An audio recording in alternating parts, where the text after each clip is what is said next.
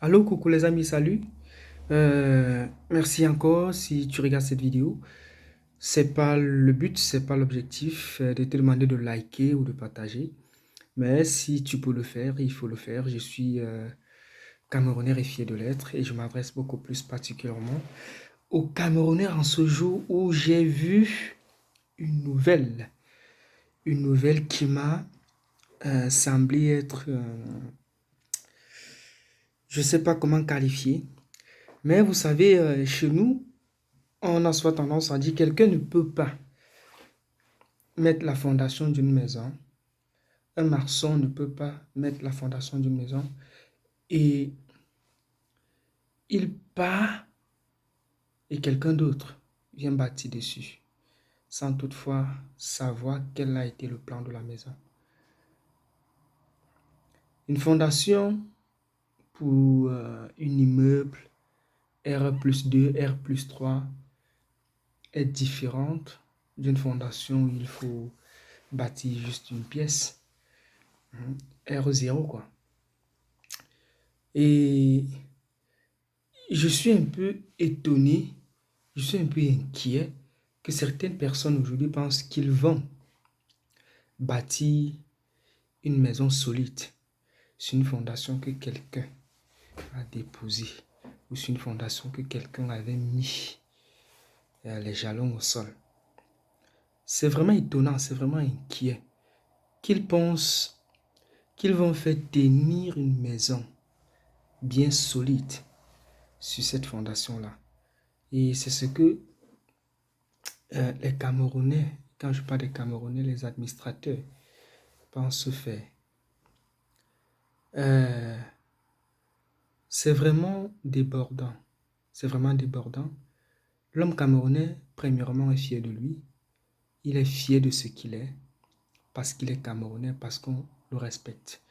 Mais vous savez, ça devient un peu honteux lorsqu'on te pointe du doigt que voilà un Camerounais. Parce qu'aujourd'hui, lorsqu'on te pointe du doigt Camerounais, c'est comme quelqu'un qui est désorienté. Quelqu'un qui n'a plus de repères. Quelqu'un qui n'a plus d'avenir. Et c'est traumatisant. Et si on écoutait cette vidéo avec une petite musique à l'appui, ça, ouais, grâce des cas, la musique de chez nous. En fait, la nouvelle qui m'a scandalisé, c'est les taxes sur les téléphones. Pourquoi taxer sur les téléphones? Est-ce qu'on doit demander aux vendeurs des téléphones Android de diminuer les prix?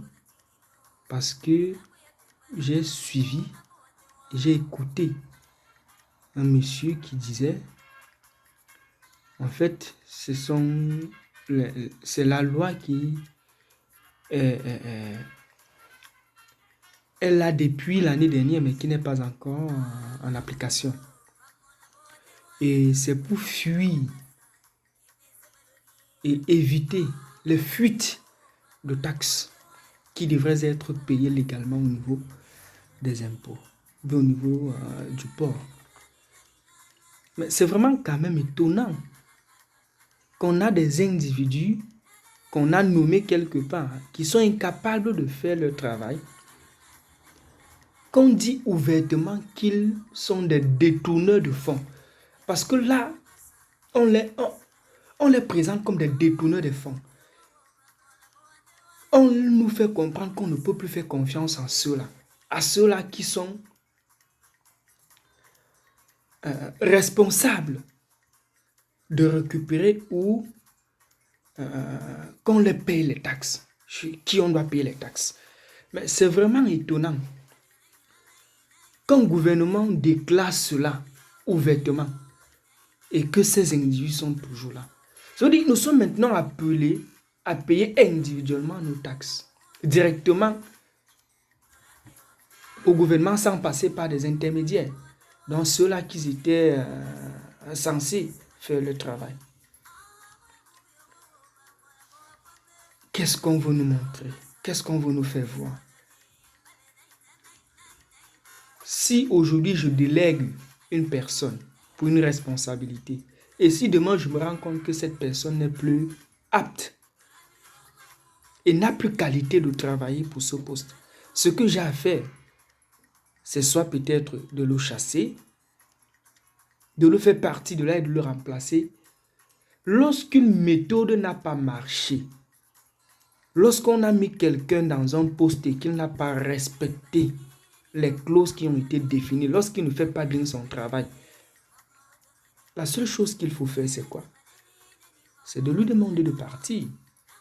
Mais si on le garde, si on le préserve, en disant, c'est pour éviter les fuites. Les fuites là se passent où? Chez qui? Comment?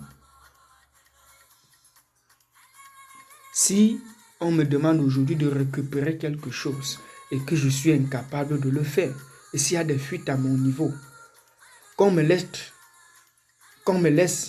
m'asseoir sur ma chaise, là où on m'a nommé,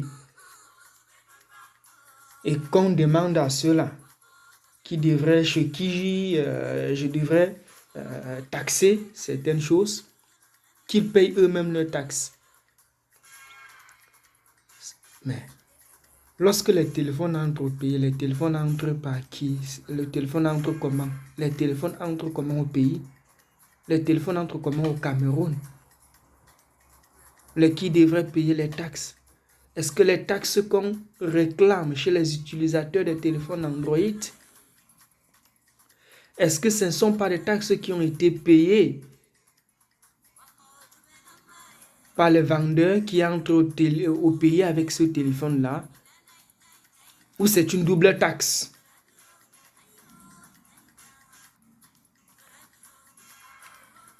Mais quand j'ai un peu compris cette nouvelle, mais une petite idée m'est revenue dans la tête, où je réfléchis, je me dis que mais qu'est-ce qui est caché derrière cette histoire-là? Qu'on nous dise que c'est quelque chose qui est depuis déclaré l'année dernière, mais qui n'est pas encore en application.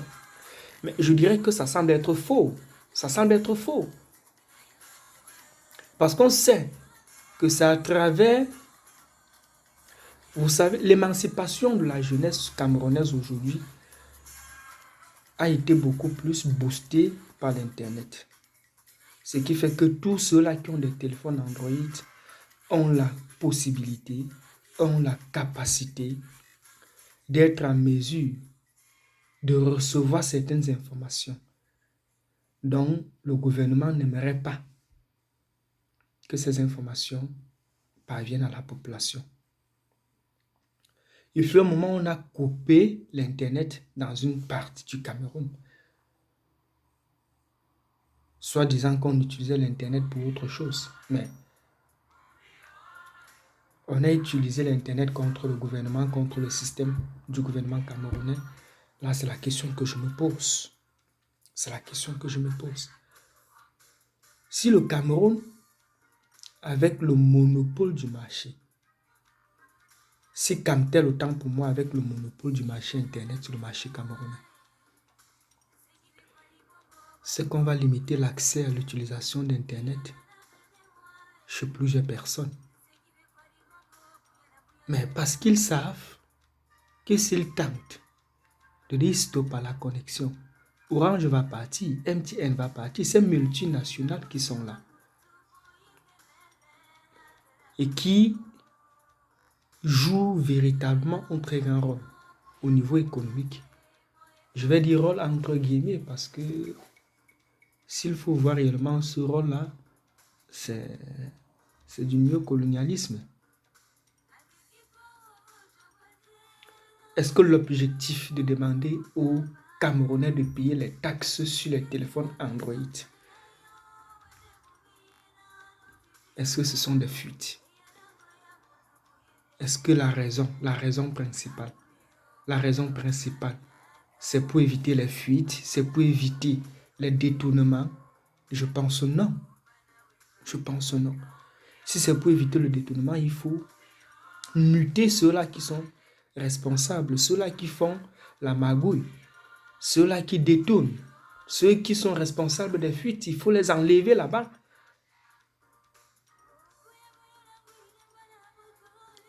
Est-ce qu'on ne veut pas limiter l'utilisation des téléphones Android au Cameroun? Est-ce qu'on n'aimerait pas que la jeunesse camerounaise ne soit plus connectée à chaque moment?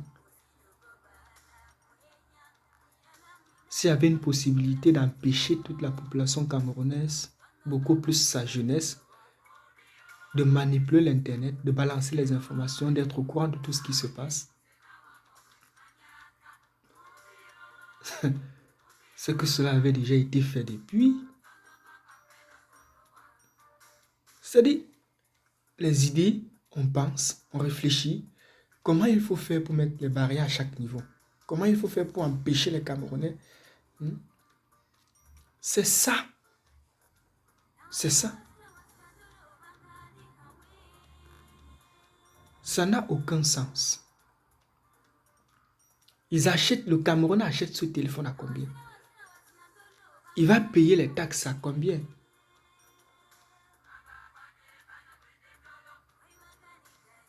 Tout cet argent-là qu'on donne à l'État, on fait quoi avec?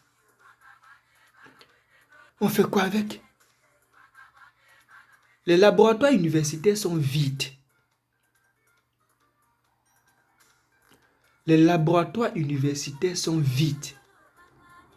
Et les enseignants créent eux-mêmes leur propre laboratoire qui n'est pas accessible à tous les étudiants.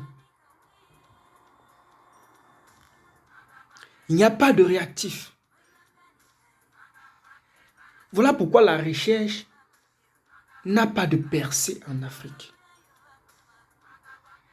Combien de thèses sont soutenues au Cameroun chaque année? Combien de thèses de doctorat sont soutenues chaque année au Cameroun? Les résultats de ces thèses, qu'est-ce qu'on en fait? Quels sont les problèmes dont les thèses de doctorat apportent comme solution?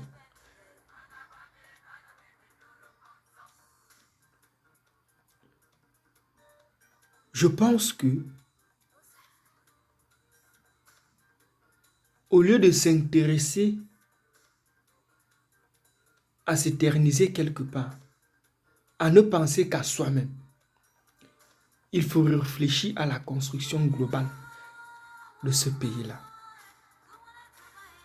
Il faut refaire les mentalités. Il le faut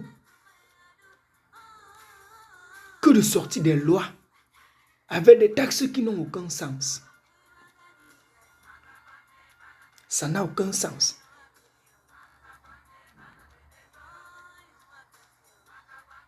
Ça n'a aucun sens. Parce que celui qui confectionne son téléphone, il le confectionne au prix de rien. Le Chinois, s'il sort une téléphone maison sans payer les taxes, vous savez qu'on achèterait un téléphone à 5 000 francs. Je dis un téléphone Android. À 5 000 francs CFA. Mais parce qu'il fabrique ce téléphone, il doit payer les taxes dans son pays. Sur ce téléphone qu'il a fabriqué. Le revendeur qui vient acheter ce téléphone paye aussi les taxes à la société chinoise, à la société camerounaise. Il paie les taxes. L'utilisateur également doit payer les taxes.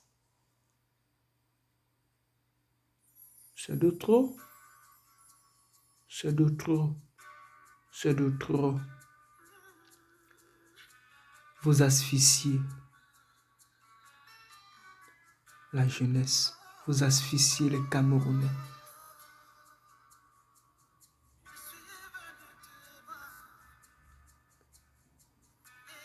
Le problème du Cameroun aujourd'hui, premièrement, ce qu'il faut résoudre,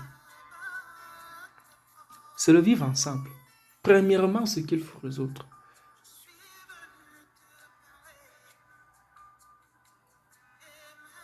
C'est le vivre ensemble.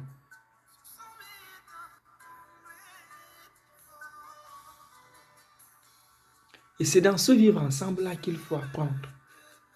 à donner à quelqu'un lorsqu'on en a assez. Pas qu'on amasse tout pour soi-même. Et là, on peut résoudre le problème de famine. Le Camerounais a faim. Le Camerounais a faim.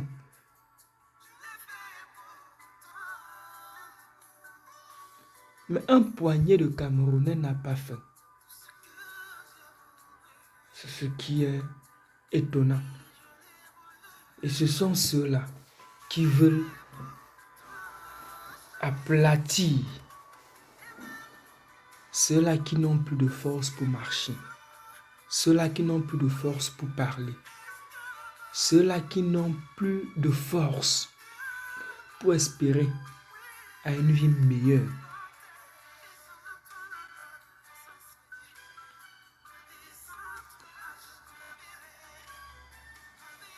Les taxes sur les téléphones, c'est bien réfléchi, c'est bien pensé, c'est bien réfléchi, c'est bien pensé. Cameroun au bosso, Cameroun au bosso. Tchaï! Tchaï! Vous allez me dire que ce n'est pas le premier pays à mettre les taxes sur le téléphone au niveau sur les consommateurs de dernière classe. C'est bien, c'est bien, c'est bien, c'est bien. C'est de trop. Qu'est-ce qu'on fait avec l'argent là? Qu'est-ce qu'on fait avec cet argent? Ça sert à quoi? Et que Dieu bénisse le Cameroun.